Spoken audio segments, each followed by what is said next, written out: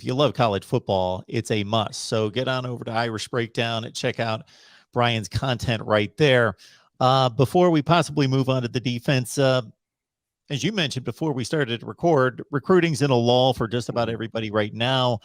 Brian Kelly has certainly upped the ante and left a full cupboard for Marcus Freeman and staff, 7th-rated recruiting class in 2022 that, of course, Marcus Freeman was able to maintain. But looking at what's upcoming, everybody wants to know about Dante Moore. Carnell Tate listed Notre Dame in his top 5, which is loaded with blue bloods. What's on the horizon? Well, real quick, Marcus Freeman had a big role in that number 7 ranked recruiting class. I mean, it was driven by the defense, and he put that class together. But I just have to get that little dig at Brian Kelly in there. I just can't help myself. But look, it's closing time for Notre Dame, right? And there's a lot of players like a Dante Moore, like Carnell Tate, Braylon James, who's a top 100 receiver from Texas, visited Notre Dame this past week as well. They had 5-star athlete Samuel Mpemba on campus this past weekend. They had Jaiden Ausbery, which I love this. Baton Rouge native Jaiden Ausbery was on campus for his 2nd visit this past week. Notre Dame did a great job with him. And a couple of those guys are like Braylon James is I think he's a 4.2 student and was looking at Stanford and Notre Dame. Happens to also be really talented football player. Jaiden Ausbery is a very good student, which is why he's now made 2 trips to Notre Dame on his own dime, talking about coming back for the Blue Gold game.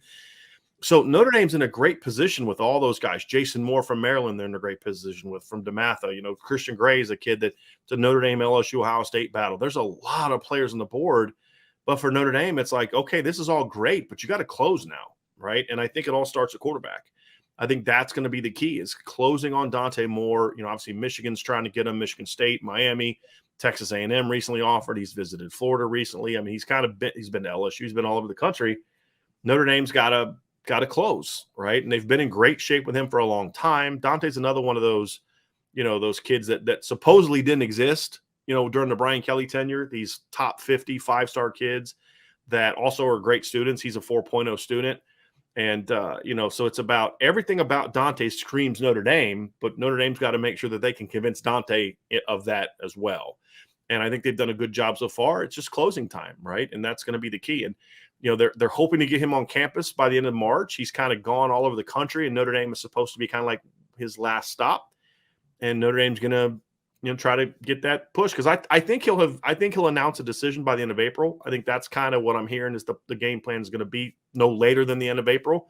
So you're getting into that crunch time. And if you get Dante Moore, then that gives you a much better shot at getting Carnell Tate. All of a sudden now Charles Jagasaw and Monroe Freeling, who are 2 of the best offensive linemen in the country that Notre Dame is looking at, they're trying to get Monroe Freeling out of South Carolina, right? Like it's going to be a lot easier to do that if you have a 5-star quarterback in the class. You're trying to get Rodney Gallagher out of Pennsylvania, who's a dynamic player that Notre Dame loves. It's a lot easier to do that when you've got a 5-star quarterback, right? And so I think that's going to be the key is Dante Moore is that domino that makes everything else kind of fall in place. They're going to have a top 10 class this year. There's no question unless they just lose half the class they have right now. But is it going to be 7 to 9 to 10 like it's kind of been for years? Or can you finally sort of tear down that wall and say, we're going to have that number 1 or number 2 class? That's going to be, in my opinion, determined by their ability to close out on Dante Moore. If they can do that, I think the dominoes start to fall. If they don't, then it'll be a typical Notre Dame class that's pretty good, but not to the level of Bama, Georgia, Ohio State, and programs like that.